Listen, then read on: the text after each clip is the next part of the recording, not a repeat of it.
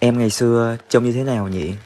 Ngược thời gian về quá khứ, ngược nỗi đau tình niềm vui, ngược ngàn trăm cơn bão tố phong ba đã cách hai ta về nơi rất xa, ngược chiều cần gió đón cơn mưa rào, ngược vài tuổi nhớ đón thanh xuân nào, để em được thấy anh cười rất tuyệt vời. You're the apple of my